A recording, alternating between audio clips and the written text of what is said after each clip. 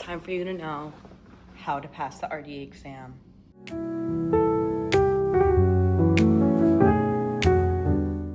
We're going to break it down. First, the tools I used to study, and then the study strategies. Both of these, very important. First, podcasts. First, I used Chomping Down the RD Exam and Reviewing the RD Exam with Jana Nichols.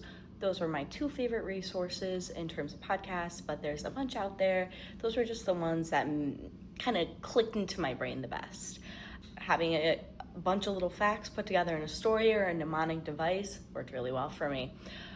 So those were the two podcasts I use. In terms of YouTube videos, there's a ton of playlists out there reviewing different chemistry and biology concepts, the Krebs cycle, how ATP is used in different in the body in different ways in the cells, videos that go over different parts of the RD exam. They review different domains and allow you to have the information presented to you in a new way.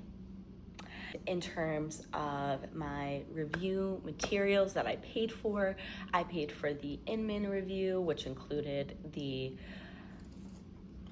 red binder, and I got the audio recordings as well as a 2-day review course with Jean Inman herself. And Jean Inman herself also gives you a lot of tips and tricks on the RD exam. I took the RD exam in 2024. Jean had given us some different pointers of types of questions that they were seeing more of, and just gave us some pushes in the right direction. So I think that the Inman review book is definitely worth the money. It's $385 currently USD. Quite a big chunk of change, but in my opinion, it was worth it. In addition to the Inman review book, I also got the Eat Right Prep for the RD exam. It's available through the Eat Right Pro website. It includes flashcards, mini games, practice RD exams, and I found those incredibly helpful. It gives you pointers on, what domains you need to brush up more on. The mini games were so helpful for putting information in front of your face again and again and again, especially with those things that you have to memorize. There's no choice. You have to memorize it. It was so hard for me. But those mini games, flashcards, kind of like Quizlet-esque, but they were all made for you. Loved it. It was worth the money. I will say that if you are a Quizlet queen or king, if you're someone who likes to wade through the information and really get into making your own flashcard sets, then Quizlet might work for you. There's also a lot of Quizlets already made out there. I was working while studying for the RD exam, so the Quizlets were great to flip through on breaks or real quick after work. Just I want to go through a few terms. There's also apps available on iPhone through the App Store. RD review guide. It gives you 10 free questions per day, and you get to take a quiz. It tells you why you were wrong. I will say that the Eat Right Pro practice exam questions were closer to the real RD exam, in my opinion, than the Pearson review. You can also get a paid version of the Pearson review, which I did also do. I had the resources available to me to buy the paid versions of some of these things. I needed to go the extra mile. But the free version is also amazing. It also gives you those 10 questions per day. Which is really nice to have on your phone because it feels like you're playing a game, or at least you can trick yourself into playing a game, but really you're studying for the RD exam.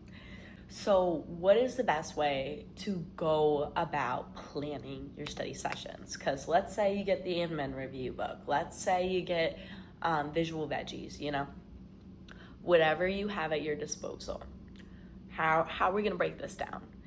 I recommend once you're done with your program, once you have your review materials, book your RD exam, whether it's 4 months out, 6 months out, 8 months out, book a date.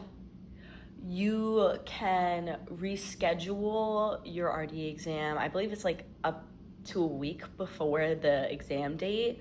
You can reschedule it farther out. Give yourself a finish line to work towards. If you don't have a finish line, how do you know what you're working towards? You're just studying until you decide that you're ready.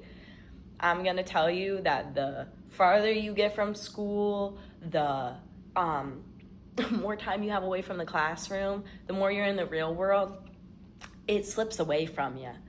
Definitely have a end goal in sight. Have that goalpost in the distance. However many months that you want to be studying, the overwhelming winner of study practices that I saw in the articles I was reading online before making it, spaced practice, which I did.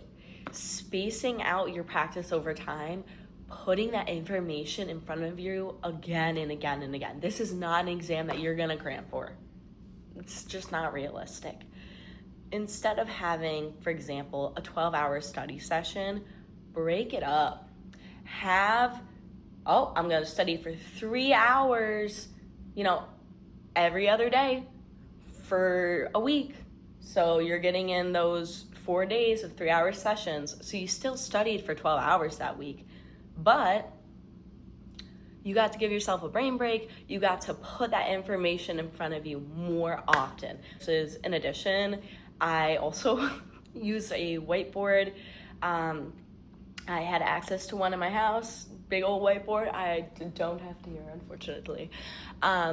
But I would write out all the information. I would writing out like definitions. I would write out like different molecules, what they look like, different equations, especially for the food service chapters. I would write out those equations. I would write out TPN and tube feed practice questions. Write it out, do it out, just like you're back in an elementary school and the teacher's asking you to solve a problem on the board. Any new way that you can put this information in front of you is going to be helpful. It's going to help you lock it in. And, for some people, that's having someone read them flashcards. I did have my family and friends. I got the Inman Review question book with the Inman Review guide. So it gives you some practice test questions, which I went through all of those. Those are very similar. Choose the best answer and bam, you got to go with it. Doing those practice tests and timing yourself, especially if you're taking a long time, if you're a little bit of an indecisive test taker, do those practice tests. I promise you, it will help you in the long run. And also, in addition to writing it out, listening to the information, watching the information, reading the information, memorizing the information, which, like I said, some stuff you just gotta memorize. But you understand it, and once you become an RD, which I'm sure all of you will be, you will understand that information in context. Just don't count yourself out. I know that a lot of RDs that I know myself, I felt very discouraged during that process of studying for the RD exam.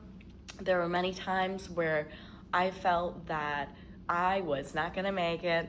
I was like, I'm never gonna become an RD. I went this far for nothing. Lies. You can do it. I'm telling you right now. I believe in you. I know your family, your friends, your people, whoever they may be, they believe in you. You can do this. So go out there, stop watching this, get off your butt, and go study for the RD exam and get ready to become a registered dietitian.